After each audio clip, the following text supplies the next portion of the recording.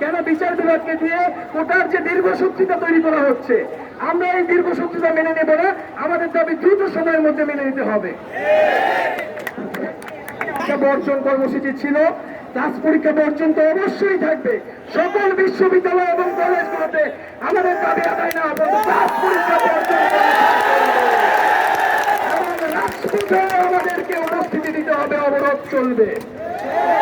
সারা দেশে এখন পর্যন্ত আমরা চিনতে পেরেছি সারা দেশের সবগুলো বিশ্ববিদ্যালয় তাদের নিজ নিজ জায়গায় কিন্তু অবরোধ গড়ে তুলেছে এবং সবাই কিন্তু শাহবাগের দিকে তাকিয়ে আছে।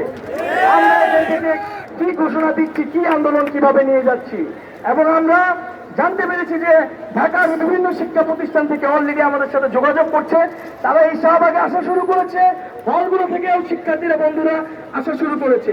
আপনাদের প্রতি অনুরোধ রইল, আপনারা দাবি আদায় না হওয়া পর্যন্ত এখান থেকে কেউ যাবেন না। আশেপাশে যারা আছেন, যারা থাকবেন, তাদের কাছ থেকে আমরা হাততালি সাপোর্ট করি। আপনারা কি এখানে থাকবেন?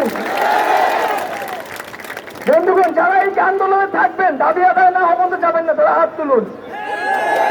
আসি আমরা, রাজপথে আসি, 24টি আদালতে আমরা আছি, রাজপথে 24টি আদালতে আমরা আছি, রাজপথে 24টি আদালতে দিয়েছি তো রক্ত,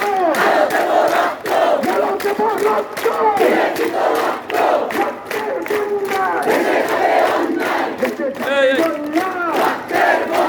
হাইকোর্টের ঘোষণা মানে না, হাইকোর্টের ঘোষণা মানে না, মানব না। 11র পরিপত্র পুনর্বহাল করতে হবে, 11র পরিপত্র পুনর্বহাল করতে হবে। বাংলায় বঙ্গবন্ধুর বাংলায় যেমন চলে বাংলায়, দেখো চন্দ্রের বাংলায় দিয়েছি তো রক্ত,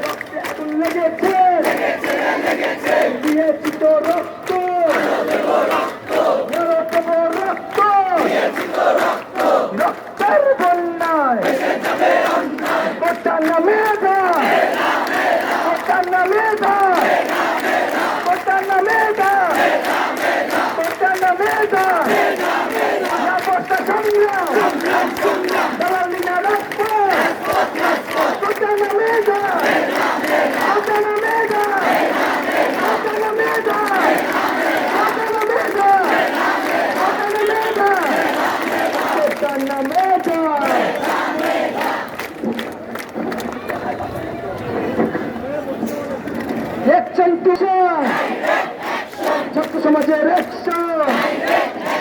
দিয়েছি তো রক্ত, আরো দেব রক্ত।